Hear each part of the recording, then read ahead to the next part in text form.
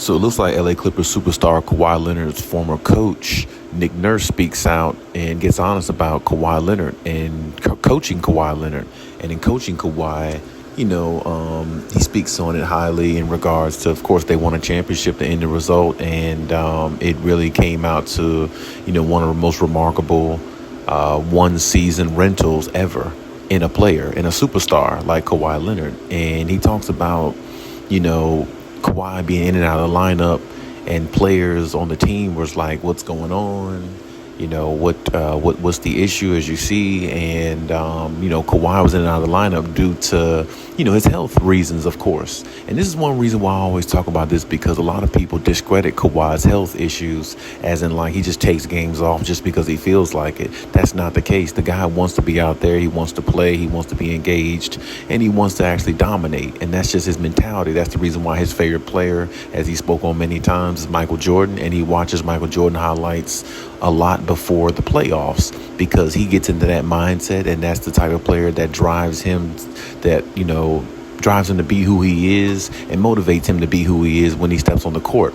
Now, Nick Nurse speaks about the difficulty basically of coaching Kawhi, because they didn't know his health status. They didn't know where he was health-wise entering, the Toronto Raptors at the time. And, with him being in and out of the lineup, it was very difficult to kind of coach Kawhi, in that regard, because he was not there consistently. But the Raptors had such a good team prior to him coming.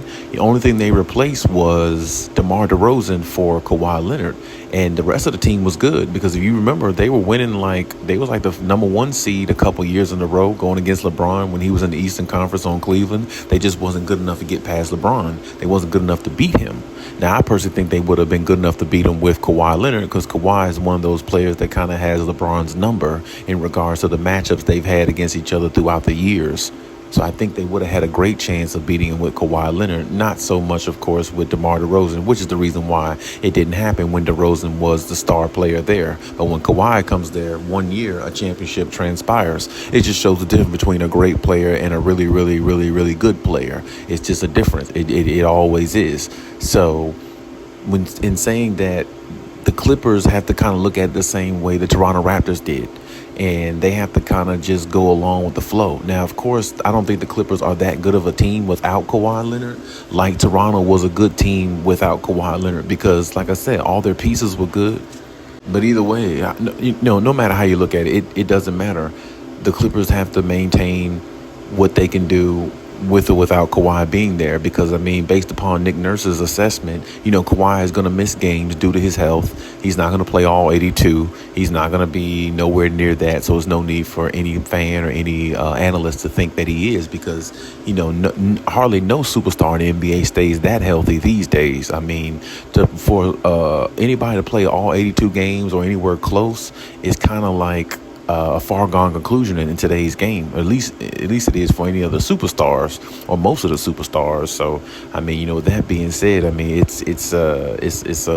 it's hard to make it to the finish line all 82 games being healthy. That's the reason why I personally think they should definitely look into reducing the 82 game season to maybe like a 70 game season or something like that, because not only the games will mean a lot more, but teams have to fight a lot more to get into the playoffs, and you'll see more of the better talent out there on the floor, more so because you'll have to fight to get into the playoffs. You don't have that much leisure, so I think that'll help. And plus the stretch of games, instead of them playing like every other night in an 82 game season, they might play twice a week, or 3 times a week, Monday through Sunday.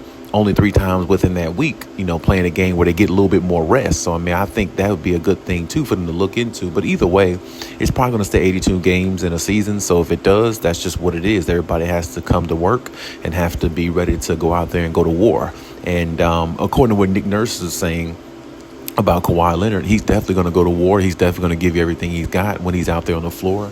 And he's definitely a top player when he's out there on the floor. There was questions about him in the beginning, with his teammates and Nick Nurse and a lot of things. But, due to the Kawhi and, him getting some, better treatment in some areas and things like that because he's a superstar. But the ending result is a championship. And that just shows you how great of a player Kawhi is, even though he's missed time, even though load management has been attached to his career so much, even in his early days in San Antonio.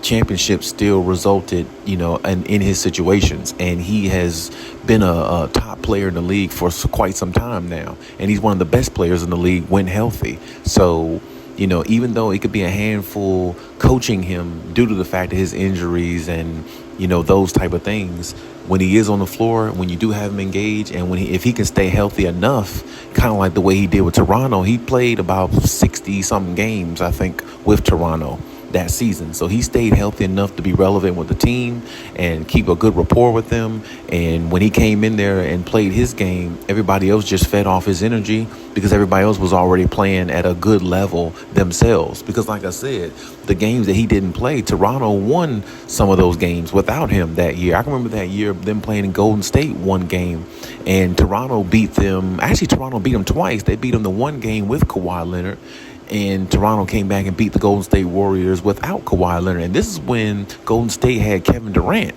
So, it was that team, the Toronto Raptors were really a good team with and without Kawhi Leonard. They were just a championship team with Kawhi Leonard on the floor.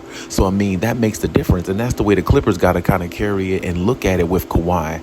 You could be a good team some games without him, but you're a championship team with him on the floor. So everybody has to feed off of his energy and, kind of like allow him to be himself. But at the same time, Kawhi has become a better passer over time. So his passing ability has improved. So it's going to make the team a lot better if they can just, of course, understand Kawhi's situation, but give him the treatment that he needs to coast him through the season the way the Toronto Raptors did. Because if you do that, a championship might be the ending result the same way the Toronto Raptors ended their one-year rental with Kawhi as a champion, and giving that country a championship was like, one of the biggest things ever in basketball history, especially the way Kawhi played throughout the playoffs. And, everybody remembers the Game 7 shot. And just it was great time. So hopefully the Clippers can mimic the same thing and give him the treatment that he needs, and hopefully they can get a good amount of help out of him going into this season, and maybe the ending result might be a championship. But hey, leave any comments in the comment section. Let me know what you think, and we'll talk about it.